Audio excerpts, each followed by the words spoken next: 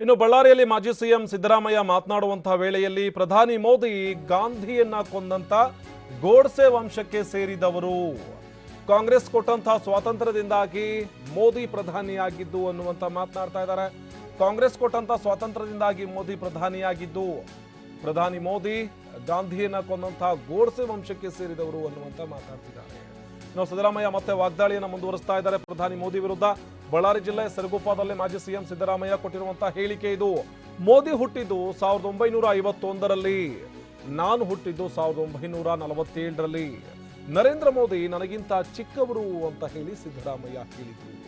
ಮೋದಿ ಪಾಕ್ ಪ್ರಧಾನಿಯನ್ನ ತಬ್ಬಿಕೊಂಡು ಬಿರಿಯಾನಿ ತಿಂದವರು, ನಿಮಗೆ ಮಾನ ಮರ್ಯಾದೆ ಇದೆಯಾ, ನಮ್ಮ ಬಗ್ಗೆ ಮಾತಾಡ್ತೀರಿ?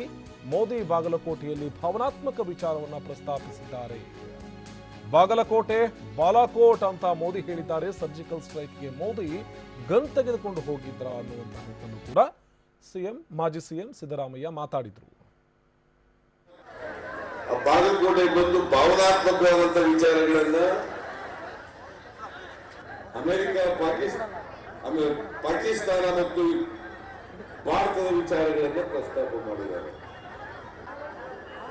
ಬಾಗಲಕೋಟೆಯಲ್ಲಿ ಬಾಗಲಕೋಟ್ ಬಾಲಾಕೋಟ್ ಅಂತ ಹೇಳ್ಬೋದು. ನಾನು ಕೇಳ್ತೀನಿ ನರೇಂದ್ರ ಮೋದಿ ಅವರೇ, ಬಾಲಾಕೋಟ್ ಸರ್ಜಿಕಲ್ ಸ್ಟ್ರೈಕ್ ಇದೆಯಲ್ಲ,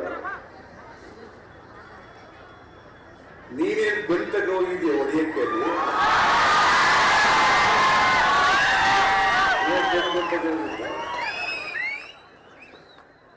ಪಾಪ ನಮ್ಮ ಸೈನಿಕರು, ಭಾರತೀಯ ಸೈನಿಕರು, ಅವ್ರಿಗೆ ಸೆಲ್ಯೂಟ್ ಹೊಡೆಯೋಣ. ಪಾಪ ಅವರು ಮಾಡಿದರು. ನೀನೇನಪ್ಪ ನರೇಂದ್ರ ಮೋದಿ, ಬಾಗಲಕೋಟ್ ಬಾಗಲಕೋಟ್ ಬಾಗಲಕೋಟ್ ಬಾಗಲಕೋಟ್ ಬಾಗಲಕೋಟ್. ಕಾಂಗ್ರೆಸ್ ಸರ್ಕಾರ ಇದ್ದಾಗ ಇಂಥ 12 ಸರ್ಜಿಕಲ್ ಸ್ಟ್ರೈಕ್ ಆಗಿದ್ದಾವೆ, 4 ಯುದ್ಧಗಳಾಗಿದ್ದಾವೆ. 1948, 1961, 1971, 1999.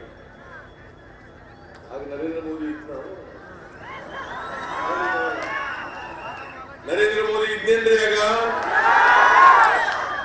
ಮೊದಲನೇ ಯುದ್ಧ ಪಾಕಿಸ್ತಾನ ಮೇಲೆ ಭಾರತ ಮಾಡಿದಾಗ ಆಗ ನೆಹರು ಪ್ರಧಾನಮಂತ್ರಿ 1948.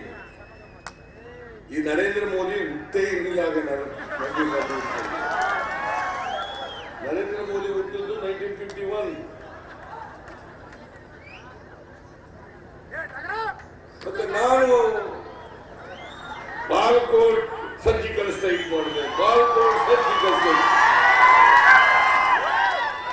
ನರೇಂದ್ರ ಮೋದಿ, ನಾನು 47ರಲ್ಲಿ ಹುಟ್ಟಿದವ, ನಿನಗಿಂತ ದೊಡ್ಡವ ನಾನು. ಕೇಳಿಸ್ಕೊಂಡ ಮಾತನಾಡ